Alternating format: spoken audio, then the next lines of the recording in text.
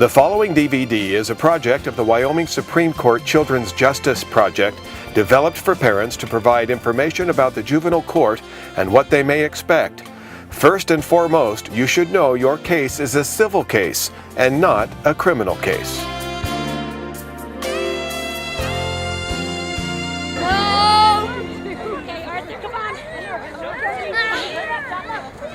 The state of Wyoming wants nothing more than to have you as parents raise your own children in a healthy, safe, and loving home. But we all recognize that life happens. Poor decisions are made, bad habits are formed, and many times, even parents with the best of intentions and who love their children find themselves in the unenviable position of being respondents in a dependency court case. The state of Wyoming's goal, first and foremost, is to help you get your children back, to once again care for and nurture those you care most about, your children, because success is in your hands. We were addicted to methamphetamine. We ended up going to jail for child endangerment because they did find methamphetamine paraphernalia in the house. We were severely addicted to methamphetamine.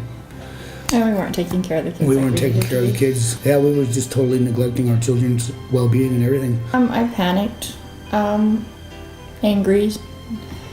I wanted to blame Jerry. Jerry wanted to blame me. Neither one of us wanted to take the blame for, I was upset. I would go get high.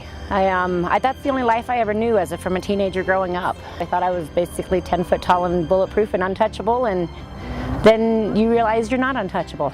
It took my marriage, it took my children, it destroyed our lives. We got out of jail and we got home and the house was just quiet, dark, and empty. I've never been in that situation, so it was the beginning of our rock bottom. For Gerald and Sherry, and for Diane, the state now had temporary custody of their children, maybe just like your situation right now. But no matter the reason why, there is a road in front of you full of people who are willing to walk you through the legal steps. Thank you, please be seated. But it is your responsibility as parents to follow the guidelines, directives, and mandates explicitly to make sure your family goals are reached. The judge will preside over all of your court hearings and issue court orders for you to follow. The county or district attorney will look out for the state's interests. You will receive legal counsel from your own attorney. The guardian ad litem is an attorney for your children and represents their best interests. And your individual caseworker will labor many hours on your behalf to first establish and then guide you through the process. Nobody does this job because they want to keep somebody's kids. The team of people that work with these families really want the kids to be able to go home and be with their parents. The role of a caseworker, as I see it, is working with the family to make a plan to safely keep children in the home, or if the children are taken out of the home, to make sure that they can return home safely.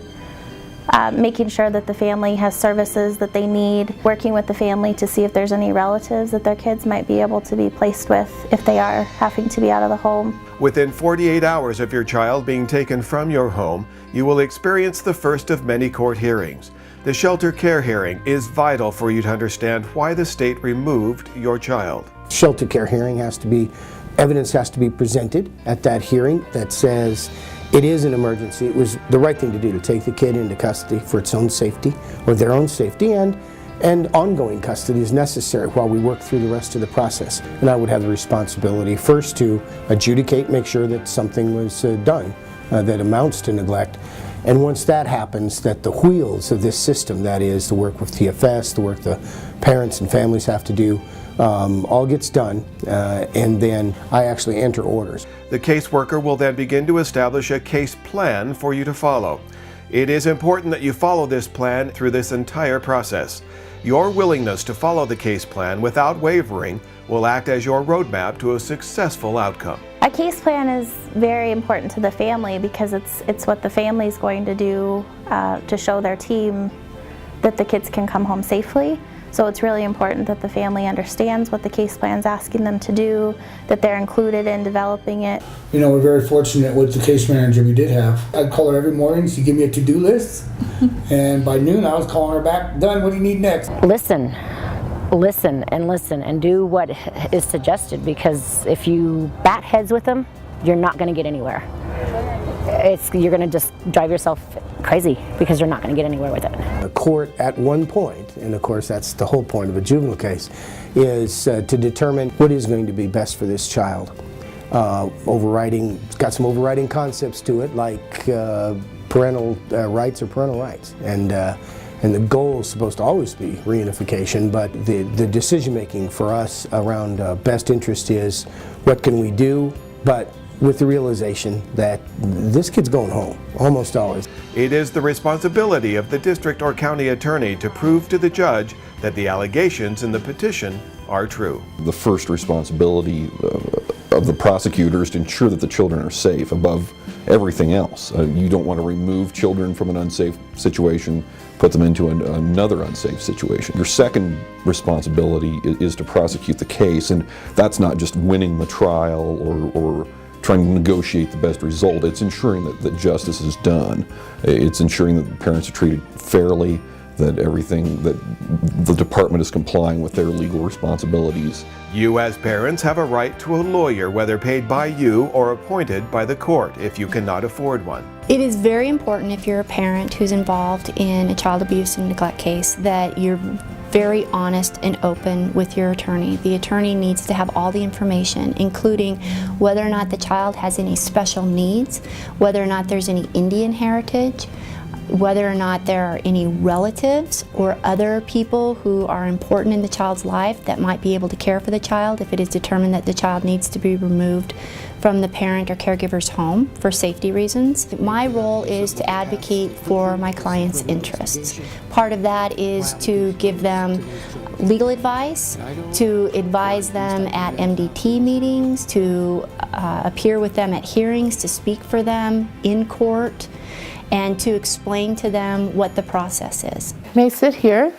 And Donna just mentioned one of the vital measuring sticks to be used in all of the efforts to reunite you with your children, the MDT meeting, the multidisciplinary team meeting. The purpose of the multidisciplinary team meeting is to discuss progression of the case and to make case planning recommendations to the judge for the next court hearing. The judge will order the multidisciplinary team meeting, or MDT. You as parents are an important member of the MDT. Other members include your attorney, the guardian ad litem, Department of Family Services caseworker, the prosecuting attorney, the foster care parent, a mental health provider, a school representative, or others appointed by the judge. The purpose of the MDT is to discuss the plan for your family and children and make recommendations to the judge about services and visitation. I'm going to ask DFS to start recommendations, please. The MDT may recommend evaluations, counseling, treatment, parenting classes, and education for you and your child. You are the most important member of this team. Let your voice be heard.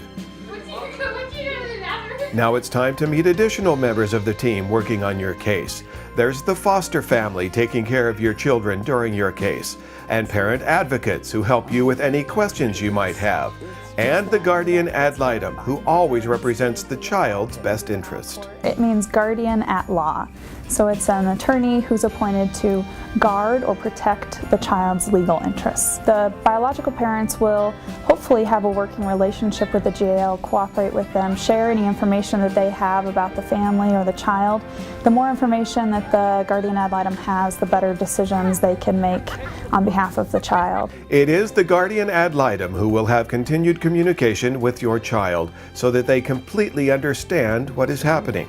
You will also see the guardian ad litem at MDT meetings, and they may be seated next to your child if they attend court. A child will actually sit next to the guardian ad litem, not next to their parents, not because they've been taken away from their parents or a safety concern or anything other than that guardian ad litem is there as the attorney for the child and needs to be sitting next to them, advising them, talking to them. It is also vitally important for you to know that although you may currently be without your child, the state will continue to make sure your child is in a supportive temporary home.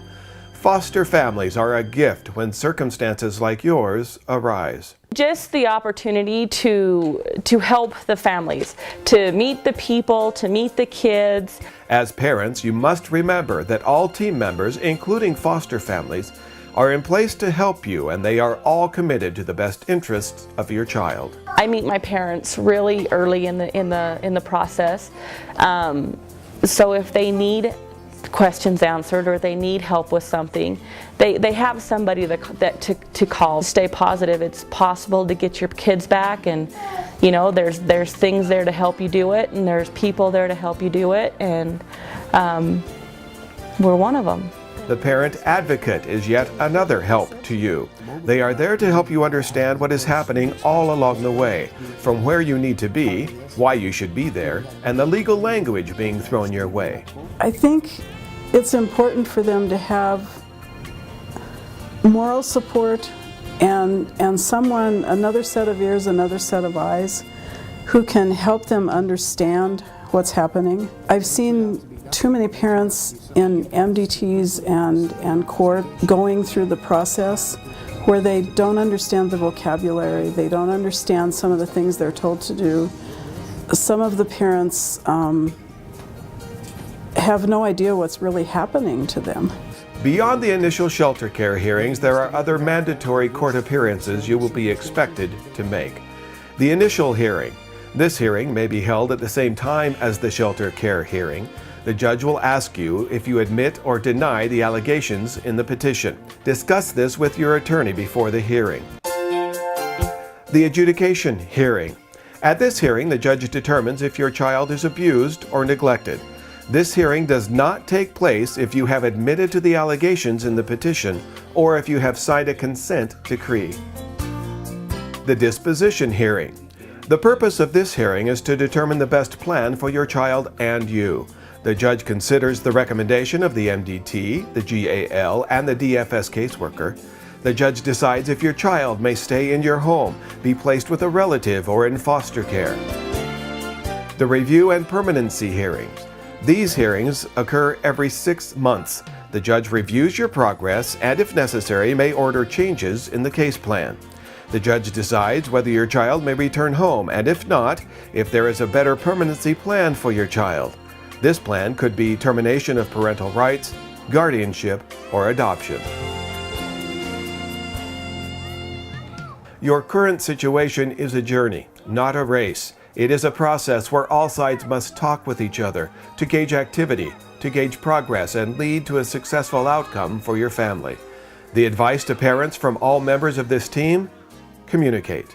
It's going to get held against you, at least by the DFS worker, if you don't call, if you don't show up for appointments along the way, if you don't meet the obligations of what ultimately becomes a case plan. If you can't make it, you can't make it, call if you can't make it. Those sorts of communication things save a lot, and they're indicators to the worker, and later when it's shared with me in the form of reports or otherwise, it is shared with me that, that they are or are not trying. It is exactly that, the trying, that will make your case move forward and quicken the process for you and your child. Because, and you absolutely need to understand this, it is mandated that progress must be made or you stand to lose your child.